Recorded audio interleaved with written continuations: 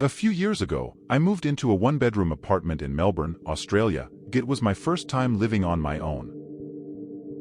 The apartment block had been built in the 1930s. I'd been there for a few months when I came home from work one day and went into the bathroom.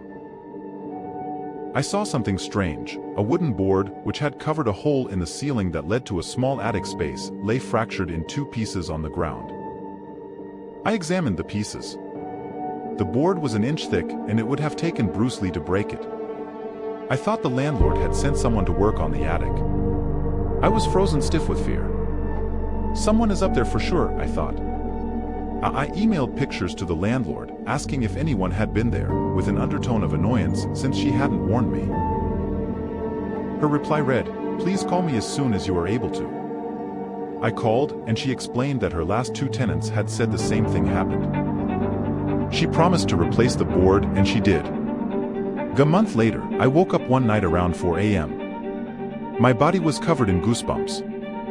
It felt like someone was rubbing his or her hands on me. Everything was silent, but then I heard a dragging sound coming from above my bed. It was as if someone was pulling a sack of potatoes. I froze, convinced someone was up there. There is no way an animal could make that sound. After 5 minutes, I worked up the courage to turn on the light, armed myself with a cricket bat, and walked to the bathroom. That's when I saw that the new board covering the hole was broken in two. I felt sick. The dragging sound had stopped. But I heard something else, whispering.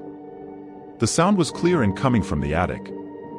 It sounded like children's voices, and I could hear one sentence repeated over and over. "It's your turn. It's your turn." I switched on every light in the apartment to make things feel normal. It was 5 a.m. and dark outside. I watched TV to try to unwind. Then a fuse blew. My pet budgie, Dexter, whom I kept in the kitchen, usually never made a sound at night, but he started squawking like he was being strangled. I'd never heard him make those sorts of noises. He was screaming. I grabbed my car keys, ran out, sat in my car, and waited there until the sun came up. When I saw people walking their dogs, this comforted me enough to go back in. The front door was open, but I figured I might have forgotten to close it when I ran out. I went to the kitchen to check on Dexter, but he wasn't in his cage. I felt sick again. All my windows were closed, so I looked everywhere inside.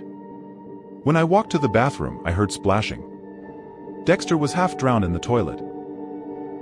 I took him out, washed him, and dried him. I was so confused. At 8 a.m., I called the landlord and gave her a watered-down version of the night.